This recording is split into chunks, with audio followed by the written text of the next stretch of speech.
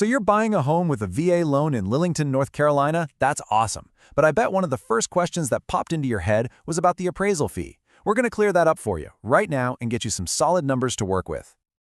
Okay, let's not waste any time. I know what you're here for. The big question is, how much is this actually going to set you back? Let's get right to it. And here it is. The number you really need to keep in mind is somewhere between $525 and $625. And look, this isn't just a ballpark guess. This range comes straight from the VA's own official fee schedule for 2025 and 2026. So that's the number. But why that number? Let's dig in a little bit, because understanding where that figure comes from is really going to help you make sure you're paying exactly what you should be for your appraisal in Lillington. You know, the first thing to get is that North Carolina has this one standard fee that covers the whole state. Sounds pretty simple, right? Well, not so fast. There's this little detail in the official paperwork that trips a lot of people up, and we absolutely need to talk about it. All right, this is where we got to put on our detective hats. I'm serious. The way the VA writes these schedules, well, it can be super misleading if you're not paying really close attention to the details. Okay, so here's the curveball. You look up Lillington, right? You see it's in Harnett County.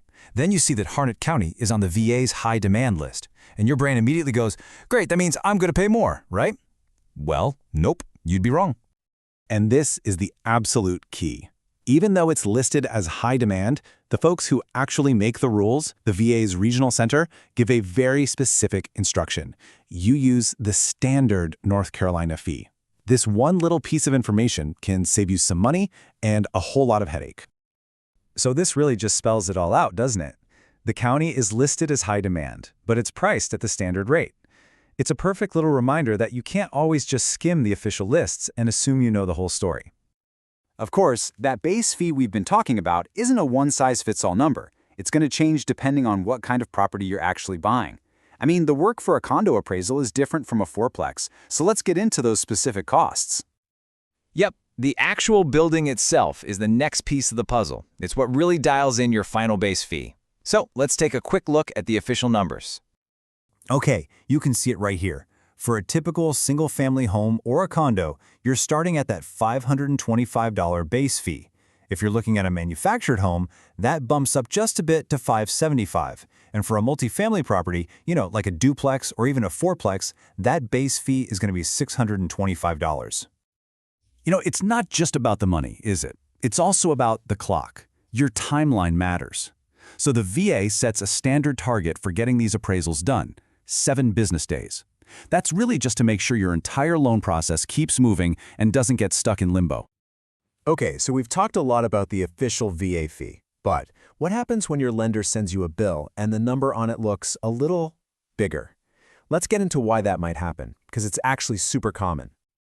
So, it's really important to remember that the numbers we're talking about are the baseline from the latest VA schedule we have, but that fee is just one part of your bill. There are a few other things that can definitely influence what you actually pay upfront to your lender. Yeah, think of the VA appraisal fee as just one line item on a bigger invoice. Your lender is also going to have their own costs for things like underwriting your loan or pulling your credit reports. Plus, if the property itself is kind of tricky, maybe it's way out in a rural area or has some really unique features, that can also add to the cost. It's all part of the whole package. So, with all that in mind, how do you make sure you know exactly what you're going to pay? No surprises allowed. I've got a super simple 2-step action plan for you. Honestly, it's this straightforward. Step 1, always ask about the latest VA fee schedule for North Carolina. Just make sure you're working with the current numbers. Step 2, and this is the big one, talk directly to your VA lender. Ask them point blank for a full breakdown of all the upfront costs. That one conversation is your best defense against any last-minute surprises. So there you have it. Hopefully you feel a lot more confident about what to budget for your VA appraisal in Lillington. Getting that number locked down is a huge first step. But it makes you think, right? With this cost figured out, what's the next big money question on your home buying journey? Because as you know, there's always a next step.